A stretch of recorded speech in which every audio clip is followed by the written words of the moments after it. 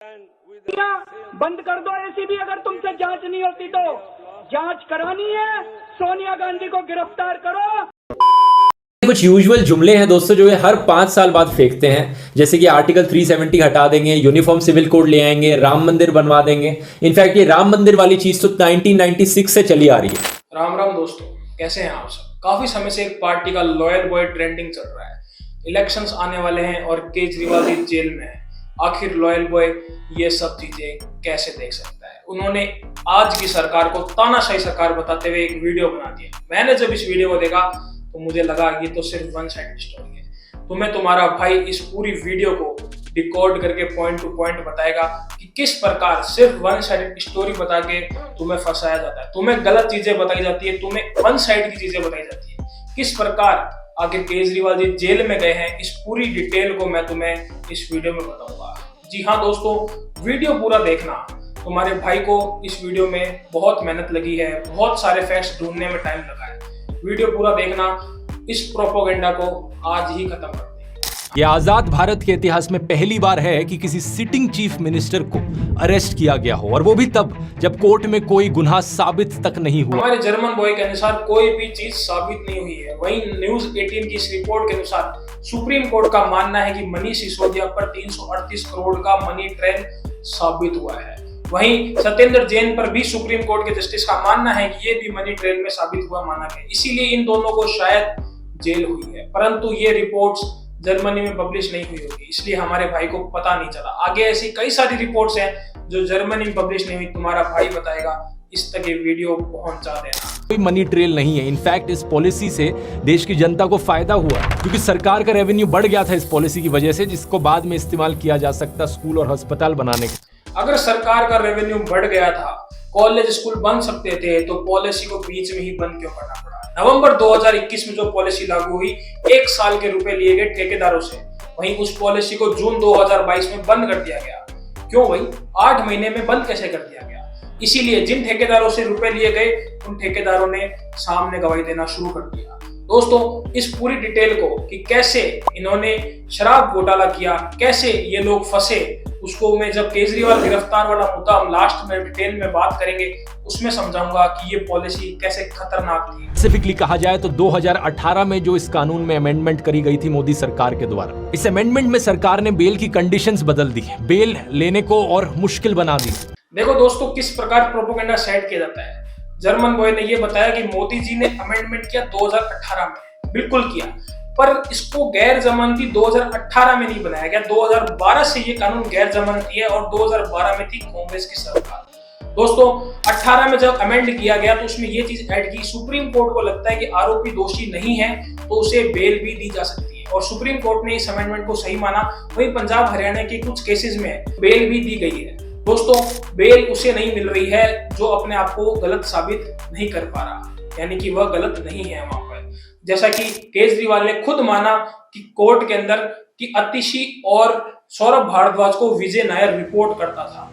अब आप ही सोचिए, अगर ये बात मानी गई है तो किस प्रकार से बेल दी जाती। उसकी अरेस्ट हुई, उसके बाद उसके 9 स्टेटमेंट्स होते हैं। 9 स्टेटमेंट्स वो मेरे खिलाफ नहीं बोलता। उसके बाद 6 महीने उसको अरेस्ट करने के बाद 25 अप्रैल को टूट जाता है।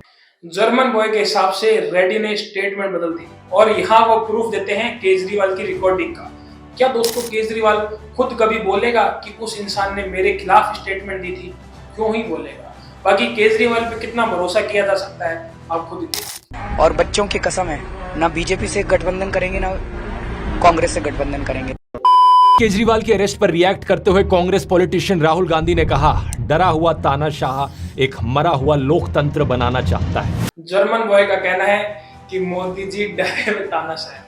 आप लोग सोच रहे होंगे मुझे हंसी क्यों आ रही है। दोस्तों, बताना चाहता हूँ, राहुल गांधी ही वे प्राणी थे सबसे पहले जिन्होंने ट्वीट करके आम आदमी पार्टी के अरविंद केजरीवाल के खिलाफ शराब घोटाले के लिए जांच की मांग की थी। आप इस ट्वीट को देख सकते हो। और अब जब इन दोनों के बीच में एक अलायंस हो चुका है, इंडिया गठबंधन, जिसमें आम आदमी पार्टी फिलहाल के लिए तो अलग है, पर अब नजदीकियां काफी देखी जा रही है, उसके बाद ऐसा लग रहा है कि सिर्फ और सिर्फ मोदी को घेरने की कोशिश की जा रही है। दोस्तों, आप भी सोचो, एक टाइम पे जिसको बोल रहे थे गलत है, आज चुनाव के टाइम पे उसी को बोल रहे हैं कि भाई हम आपके साथ हैं, आप सही। कैसे हो सकता है। मीडिया समेत सभी संस्थाओं पर कब्जा, पार्टियों को तोड़ना, कंपनियों से हफ्ता वसूली, मुख्य विपक्षी दल का अकाउंट फ्रीज करना। एक पार्टी के मेंबर का दूसरी पार्टी में शामिल होना, उसे पार्टी को तोड़ना नहीं बोलते हैं। पता नहीं कौन से देश में रहते हो, हाँ जर्मनी में रहते हो तो भारत की सच्चाई तो कहां से जानोगे। जैसा कि राजस्थान में राहुल कसवा, प्रहलाद गुंजर जो बीजेपी के मेंबर थे, वो अब कांग्रेस की तरफ से एमपी का चुनाव लड़ रहे हैं। पर शायद आपके हिसाब से तो इनको पार्टी को तोड़ना कहते हैं। वहीं आरएलपी पार्टी जो पिछली बार बीजेपी के साथ गठबंधन में थी, वह इस बार कांग्रेस के साथ गठबंधन में है। तो क्या कांग्रेस ने आरएलपी को भी तोड़ दिया? कांग्रेस ने इन दो नेताओं को भी तोड़ दिया, बीजेपी पार्टी को भी तोड़ दिया? वाह, क्या लॉजिक है आपकी बातों में। एक और बात, आप जिस इलेक्टोरल बॉन्ड को हफ्ता वसूली बता रहे हो, तो क्या सारे रुपए बीजेपी को मिले हैं?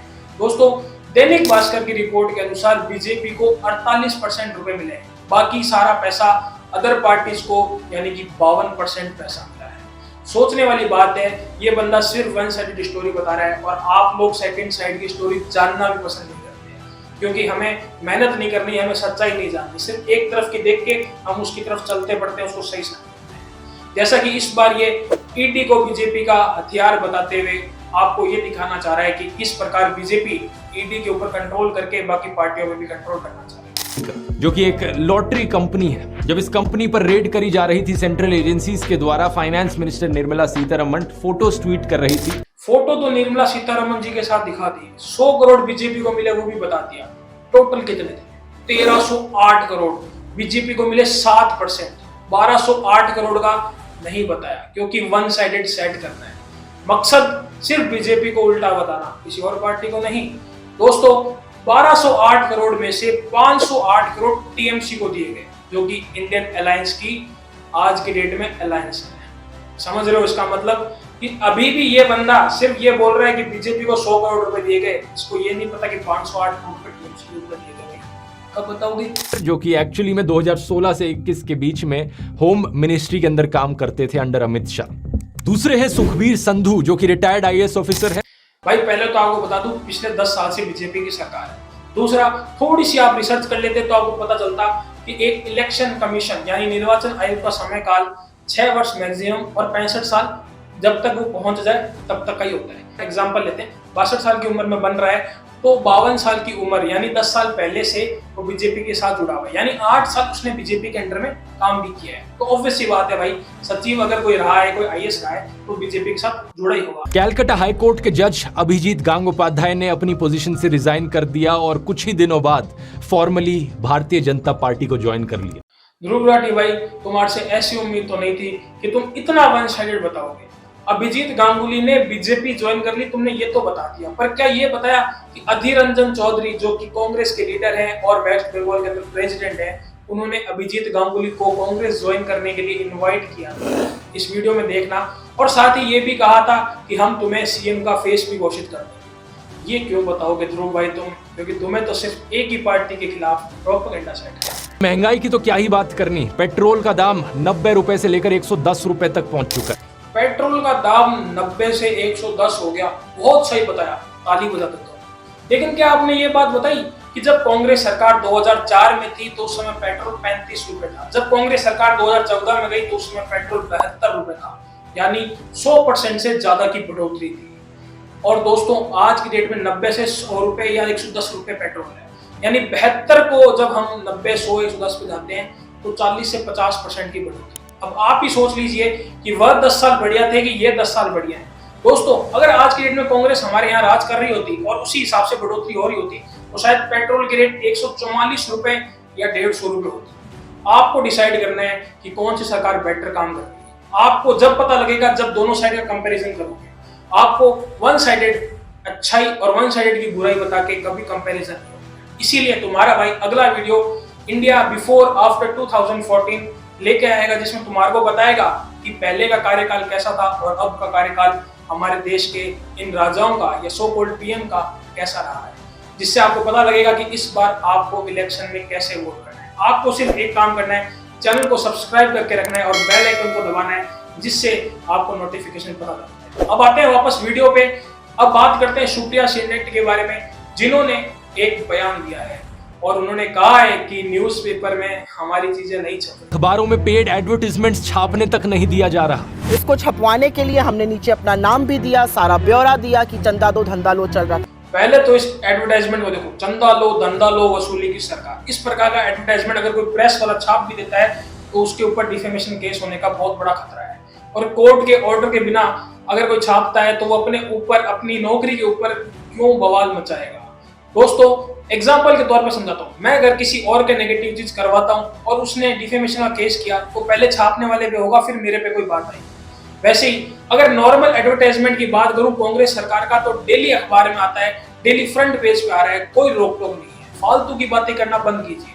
वैसे ही सुप्रिया मैडम तो वही है ना जिन्होंने कंगना रनौत को टिकट मिलने के बाद एक भद्दी टिप्पणी की और मैडम ने कारण बताया था कि मेरा अकाउंट तो कोई और चलाता। वैसे ही मैडम आने वाले समय में सरकार भी आपकी नहीं चलेगी, कोई और ही चलाएगा। अब आते हैं केजरीवाल पे, इनको इतना भाव देना जरूरी नहीं है केजरीवाल कि उनको जेल में क्यों डाला गया। भारत के इतिहास में पहली बार है कि किसी सिटिंग चीफ मिनिस्टर को अरेस्ट किया गया हो, और वो भी तब जब कोर्ट में कोई गुनाह साबित तक नहीं हुआ। आओ सबसे पहले जान लेते हैं आखिर है क्या शराब घोटाला। समय था 2021 का, दिल्ली के आबकारी मिनिस्टर मनीष सिसोदिया एक एक्साइज पॉलिसी लेके आते हैं, क्योंकि शराब को खुलेआम नहीं बेच सकते तो कोई ना कोई कानून सरकार बनाती रहती है। दिल्ली में 32 जोन बनाए जाते हैं, हर जोन में 27 दुकानें बनाई जाती हैं, यानी कि 864 एरिया ऐसे बनाए जाते हैं जहां पे शराब बेची जा सके। एक्साइज पॉलिसी से पहले सरकारी दुकानें 60% थी, पर एक्साइज पॉलिसी आने के बाद 100% इसको प्राइवेट कर दिया गया, क्योंकि सरकार का मानना था ऐसा करने से 3500 करोड़ रुपए का राजस्व अधिक प्राप्त होगा। सरकार ने लाइसेंस की फीस L1 कैटेगरी के लिए 10 लाख रुपए से 5 करोड़ रुपए कर दी। वहीं L7 कैटेगरी के लिए लाइसेंस की फीस 8 लाख रुपए से सीधा 11.25 करोड़ रुपए कर दी। अब देखो नॉर्मल सा आदमी जो लाखों में रुपए कमाता है वह तो इस चीजों में इन्वेस्ट नहीं कर सकता, इसलिए एंट्री होती है साउथ ग्रुप की, और वो क्या करते हैं, ज्यादा मोनोपोली में इन चीजों को खरीद लेते हैं, जिससे क्या होता है कि एक वार्ड में जहां 1 से 2 दुकानें खुलनी थी वहां ज्यादा 3 से 4-5 दुकानें खुलनी शुरू हो गई। अब तुम लोग सोच रहे हो कि घोटाला कहां हुआ, तो आगे ध्यान से सुनते जाओ। अब इस न्यूज को ध्यान से सुनना। नवंबर 2021 में पॉलिसी आती है, 1-1 साल के लिए रुपए ले लिए जाते हैं। वहीं जून 2022 में इस पॉलिसी को विड्रॉल कर लिया जाता है। दोस्तों दिल्ली के जो मुख्य सचिव थे उन्होंने LG के सामने एक रिपोर्ट पेश की और कहा कि कुछ गड़बड़ है। वहीं ये बात सुनते ही मनीष सिसोदिया इस पॉलिसी को वापस ले लेते, जिससे और भी ज्यादा शक बढ़ जाता है। वहीं जिन लोगों ने 1-1 साल के लिए रुपए पेमेंट किया था उन लोगों का नुकसान होता है तो वह सरकार के पास आते हैं और वहां के मुखबिर बन जाते हैं, यानी सेंट्रल गवर्नमेंट के मुखबिर बन जाते हैं दिल्ली सरकार के खिलाफ। जिसमें से एक व्यक्ति था दिनेश अरोड़ा, वो कहता है कि मैं ठेकेदार बना, मुझसे किस प्रकार रुपए लिए गए वो सारी बात सरकार के सामने उगल देता है कि एडवांस में वसूली की गई, हमारे से रुपए लिए गए, हमें ये कहा गया कि आपको ही दुकानें मिलेंगी, आपको ही ठेके मिलेंगे और आप लोगों के लिए पॉलिसी बनेगी, और जो पैसे आए उन पैसों को पंजाब के इलेक्शन में लगा दिया। अब साउथ ग्रुप की एंट्री होती है। तेलंगाना के पूर्व चीफ मिनिस्टर चंद्रशेखर राव की बेटी भी के कविता इसमें गिरफ्तार हुई। के कविता इस ग्रुप के अंदर मेन थी, जिन्होंने केजरीवाल से बात करवाई, जिन्होंने कहा कि आप रुपए लेके इनको ठेकेदारी दी। केजरीवाल को 266 करोड़ रुपए टोकन मनी पहुंचाया गया, ऐसा आरोप है, और ये पूरा पैसा डायरेक्ट इलेक्शंस में लगा दिया। अब ध्यान से सुनना, सरकार ने इन कारोबारियों को बीच पॉलिसी में चलते ही राहत देनी शुरू कर दी, जिससे सरकार का राजस्व भी कम हुआ। पहले छोटे कारोबारियों को खत्म किया, फिर बड़े कारोबारी आए, उनसे रिश्वत ली गई, ऐसा आरोप है। उनसे सरकारी तरीके से बेनिफिट उठाए गए, यानी कि दोस्तों बीच मजदार में जब इस पॉलिसी में राहत देना शुरू किया तो जो सरकार की सोच थी कि 3500 करोड़ रुपए एक्स्ट्रा आएंगे वह आने बंद हो गए, और यही लोग जो ठेकेदार थे ये ईडी के सामने गवाही बन गए। जोड़ते जोड़ते ईडी के कविता के पास पहुंच गई और के कविता ने बताया कि उन्होंने केजरीवाल को 100 करोड़ रुपए दिए, और इस पूरे राउंड को यानी सर्कल को ईडी ने जोड़कर हाईकोर्ट के सामने पेश कर दिया, इसलिए अरविंद केजरीवाल को गिरफ्तार कर लिया गया। अब आम आदमी पार्टी की आतिशी जी का कहना है कि आखिर पैसा है कहाँ। दोस्तों पैसा है कहाँ ये तो वक्त ही बताएगा, पर पैसा देने वाले मिल चुके हैं। वह बता रहे हैं कि किस प्रकार केजरीवाल सरकार को पैसा गया है, किस प्रकार इस 100 करोड़ रुपए की फंडिंग हुई है, और ये पैसा पंजाब के इलेक्शंस में लगा दिया गया है। मेन बात दोस्तों, केजरीवाल को मोदी सरकार ने गिरफ्तार कर लिया, ये बहुत ही बड़ा भ्रम है, क्योंकि देश में आचार संहिता लगी हुई है और आचार संहिता लगने के बाद केजरीवाल गिरफ्तार है। आचार संहिता के समय कोई भी सरकार किसी भी सरकारी तंत्र पर दबाव नहीं बना सकती। अब सोचने वाली बात है कि ध्रुव राठी अपनी वीडियोज में वन साइडेड व्यू क्यों देता है? क्या ध्रुव राठी को कुछ मिल रहा है? क्या ध्रुव राठी को कोई फायदा है? एक चीज आपने हमेशा नोटिस की होगी, ये हमेशा बीजेपी के खिलाफ बोलेगा और आम आदमी पार्टी के समर्थन में बोलेगा। कुछ तो लोग ये भी बोलते हैं कि ध्रुव राठी एक समय पे आम आदमी पार्टी का एडिटर भी रह चुका है। ध्रुव राठी के अनुसार ये डिक्टेटरशिप की सरकार है, पर सोचने वाली बात है कि जितना डेवलपमेंट इस सरकार ने किया, क्या पहले के इतने सालों में डेवलपमेंट हुआ है? जहाँ 1988 में शताब्दी एक्सप्रेस शुरू हुई थी, पूरे के पूरे 2014 तक 26 शताब्दी एक्सप्रेस चली थी। वहीं पिछले 3 सालों में 50 से ज्यादा वंदे मातरम ट्रेनें चल चुकी है। जितना हाईवे पिछले 2014 से पहले बना था, उससे ज्यादा हाईवे अब बिल्डअप कर दिया जाए। वहीं एम्स के लिए फेमस नेहरू जी के बाद सीधा अटल बिहारी वाजपेयी ने एक एम्स खोला था, उसके बाद मनमोहन सिंह जी ने एक एम्स खोला था, पर मोदी जी ने पिछले 9 साल के अंदर 16 एम्स भारत में खोल दिए गए। दोस्तों, अब आप ही सोच सकते हो कि किस स्पीड से इंफ्रास्ट्रक्चर बढ़ रहा है देश का, पर फिर भी कुछ लोगों का कहना है कि ये डिक्टेटरशिप की सरकार है। अगर ऐसी सरकार डिक्टेटरशिप की सरकार है जिससे देश का फायदा हो रहा है, तो ऐसी सरकार को डिक्टेटर होने में गलत भी क्या है। और दोस्तों, एक बात बताना चाहूंगा, हर सरकार में कोई ना कोई कमी होती है, कोई भी इंसान 100% परफेक्ट नहीं हो सकता। और ऐसे लोग जो सिर्फ उनकी गलतियां दिखाकर एक प्रोपोगेंडा सेट करने का काम करते हैं, उन्हें आज ही आपको नकारना होगा, उन्हें आज ही आपको बॉयकॉट करना होगा। दोस्तों, डेवलपमेंट की बात करें तो आज की सरकार ने अभी तक का सबसे ज्यादा डेवलपमेंट किया है देश में। अब आप ही लोगों को सोचना है कि सिर्फ एक तरफ का पॉइंट ऑफ व्यू देख के आपको इलेक्शंस में वोट करना चाहिए, या फिर पुराने जो सरकार थी उनका आज की सरकार से कंपैरिजन करके आपको इलेक्शंस में वोट करना चाहिए। इसीलिए आपका भाई अगली वीडियो 2014 से भारत की कंडीशन अब तक क्या है और 2014 से पहले की क्या कंडीशन थी, उसके लिए डिटेल कंपैरिजन वीडियो आपके लिए लेके आएगा इसी चैनल को सब्सक्राइब कर लेना, वीडियो पसंद आया तो लाइक कर लेना और शेयर तो कर ही देना, क्योंकि हमारे पास ध्रुव राठी जैसे 1.5 करोड़ लोगों की ऑडियंस नहीं है। वो कहता है 100 लोगों को भेजो, भाई मैं कहता हूँ अपनी तरफ से अगर खुशी हुई है तो 5 लोगों को भी शेयर करोगे तो भी कोई दिक्कत नहीं है। पर हाँ, अगर आपको अच्छा लगा तो शेयर जरूर करना और इस प्रोपोगेंडा को एंड करने में हमारा साथ देना। मोदी है तो मुमकिन है। जो आपने कहा बिल्कुल सही है। मोदी जी से ही, उन्हीं की वजह से ही सब बना है जो है आज मैं हूँ, उन्हीं की वजह से हूँ।